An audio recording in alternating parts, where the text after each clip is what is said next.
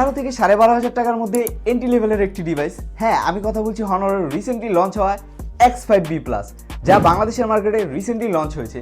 এটি দুটি ভেরিয়েন্টে লঞ্চ হয়েছে, একটি হলো 464, আরেকটি হলো 4128। 464টি পেয়ে যাবেন আপনি 11,000 টাকায় এবং 4128টি পেয়ে যাবেন আপনি 12,500 টাকায়। এই 11 থেকে 12,500 টাকার মধ্যে যে আপনাকে হনর কি প্রোভাইড করছে তা আজকে আপনাদের সামনে তুলে ধরবো আমি কাউসার। চলুন শুরু করা যাক।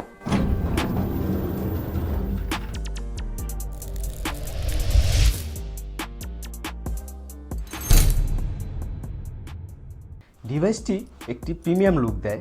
দূর থেকে ব্যাকসাইডটি লেদারের মনে হলেও যখন হাতে নেবেন তখন বুঝতে পারবেন ফুল বডিটি প্লাস্টিকের।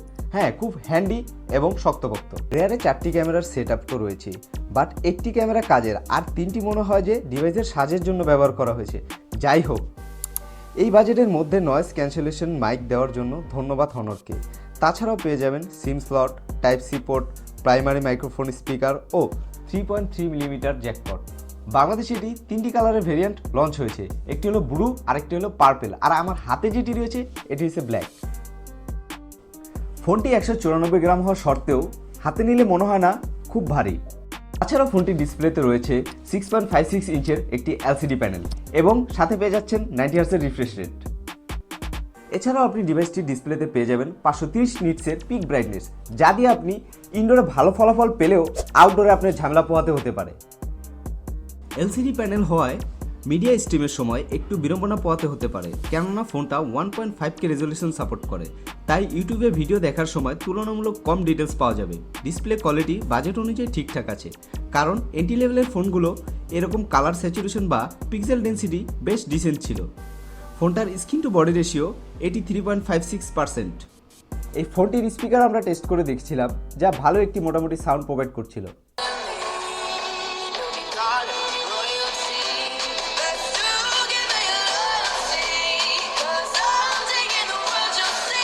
এই ফোনটিতে ব্যবহার করা হয়েছে মেইন ক্যামেরা হিসেবে 50 মেগাপিক্সেলের ডুয়েল ক্যামেরা এবং ফ্রন্টে ব্যবহার করা হয়েছে 5 মেগাপিক্সেলের একটি সেলফি ক্যামেরা। তাছাড়া এই ফোনটির মেইন ক্যামেরা দিয়ে 1080pতে ভিডিও শ্যুট করতে পারবেন। ফ্রন্টে 50 মেগাপিক্সেল মেইন ক্যামেরাটি f1.8 অ্যাপাচারের একটি লেন্স, পাশাপাশি রয়েছে একটি অক্সিলারি ক্যামেরা, যার কারণে ফোনটির পিকচার কোয়ালিটিতে বাজেট অনুযায়ী যথেষ্ট ভালো ছিল।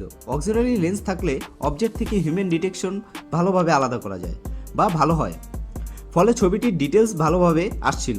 এক্সট্রা কালার বুস্টিং ছবি যে এমন না, বাট ন্যাচারাল কালার পাওয়া যাচ্ছিল, কোনো এক্সট্রা রেজিস্টোন পাওয়া যায়নি, যেটা আজকালের এন্ট্রি লেভেলের ফোনে বা ফোনগুলোতে লক্ষ্য করা যায়। ছবির ডাইনামিক রেঞ্জ ও মোটামুটি ভালোই ছিল। পোর্ট্রেট মোডও বেশ ডিসেন্ট ছিল। পোর্ট্রেট ছবিগুলোর ব্যাকগ্রাউন্ড ব্রাউননেস এমনি ঠিকঠাক ছিল, কারণ এন্ট্রি লেভেলের ফোনগুলোতে বেশ ক্ষেত্রেই আর্টিফিশিয়াল ব্যাকগ্রাউন্ড লক্ষ্য করা যায়, কিন্তু এই ফোনের ক্ষেত্রে সেই সমস্যাটি দেখা যায়নি, যার কারণে পোর্ট্রেট ছবিগুলো ভালোই লাগছিল। অবজেক্টের ছবিগুলোতেও আমরা বেশ ভালোভাবেই কিন্তু পোর্ট্রেট পাচ্ছিলাম। দেখতেই পাচ্ছেন ছবির কালার স্যাচুরেশন অ্যাভারেজ বা ওকে লেভেলের। সো ওভারঅল এই বাজেটের ফোন অনুযায়ী পোর্ট্রেট ছবিগুলো আশানুরূপ ছিল। নাইট মোডের ক্ষেত্রে সেম বলবো, লো লাইটের ছবি তুলতে গেলে নাইট মোড অন করলে তুলনামূলক একটু ভালো ডিটেলস ছবি আসে। নাইট মোড অ্যাভারেজ টাইপের সাপোর্ট দিচ্ছিল, আর ফ্রন্টে 5 মেগাপিক্সেল ক্যামেরা হওয়ায় একটু হোয়াইট টোন ছবি আসছিল। f2.2 অ্যাপাচার লেন্স দিয়ে ছবি তোলাগুলো সামান্য স্মুথ ছবি দিচ্ছিল। ছবিগুলোতে চিরচেনা হোয়াইট টোন ইফেক্ট বেশ ভালোভাবেই লক্ষ্য করা যায়। ডিটেলস ও শার্পনেস বিলো অ্যাভারেজ টাইপের। 5 মেগাপিক্সেল ক্যামেরা হওয়ায় এরকম ছবি আসছিল, তাই আরেকটু ভালো ক্যামেরার লেন্স চাইলেই দেওয়া যেত। ফ্রন্টে রেয়ার ক্যামেরা দিয়ে 1080p 30 fps ভিডিও করা যাবে। ওআইএস না থাকায় ভিডিওতে স্টাবিলাইজেশনের বেশ ভালোই ঘাটতি ছিল, তাই একটু শক্ত হাতে ভিডিও নিতে হবে। ভিডিও কোয়ালিটি বেশ একটা আহামরি ছিল না। এবার যদি এর চিপসেটের কথায় আসি, হ্যাঁ, তাহলে ব্যবহার করা হয়েছে MediaTek Helio G36, যা দিয়ে আপনি টুকটাক ছোটোখাটো অফলাইন গেমগুলো খেলতে পারবেন। এটা দিয়ে ভুলেও ফ্রি ফায়ার টাইপের গেমগুলো খেলতে চেষ্টা করবেন না, খেলা যায় কিন্তু অল্প গ্রাফিক্সে, যা দিয়ে খেললে আপনার ফোন একটু ল্যাগ দিতে পারে এবং হিট ইস্যু জেনারেট করতে পারে। তাছাড়া এই ডিভাইসটি দিয়ে কিন্তু আমরা ফ্রি ফায়ার গেমটি খেলে দেখলাম। ওই ক্ষেত্রে লক্ষ্য করা যায় যে হাই গ্রাফিক্সে যদি গেমটি খেলেন আপনাকে ভালোই ল্যাগের সম্মুখীন হতে হয়, কিংবা আপনি যদি স্মুথ ও লো গ্রাফিক্সে গেমটি খেলেন, এই ডিভাইসটি কিন্তু ভালো একটি পারফরমেন্স ড্রপ করতে পারে আপনাকে। হ্যাঁ, হনরকে আরেকটি ধন্যবাদ দিতে চাই, কারণ হনর এই বাজেটের মধ্যে 3.5 মিটার একটি হেডফোন জ্যাক দেওয়ার জন্য, যা গেমিং লাভারদের জন্য ভালো একটি চয়েস হতে পারে। এই ফোনটিতে ব্যবহার করা হয়েছে 5200 এমপিআরের বিশাল একটি ব্যাটারি, যা দিয়ে আপনি 1.5 থেকে 2 দিন অনায়াসে ব্যাকআপ পাবেন। হ্যাঁ, আপনি যদি হেভি ইউজার হয়ে থাকেন, ওই ক্ষেত্রে আপনি 7-8 ঘন্টা ব্যাকআপ পাবেন। হ্যাঁ, আরেকটি ঝামেলা পোহাতে হতে পারে, কারণ এর সাথে দেওয়া হয়েছে 10 ওয়াটের একটি চার্জার, যা দিয়ে চার্জ করতে একটু আপনাকে প্যারাই খেতে হবে।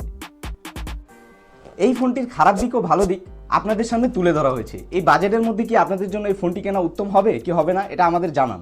এবং এতক্ষণ সাথে থাকার জন্য আপনাদেরকে অসংখ্য ধন্যবাদ। আল্লাহ হাফেজ।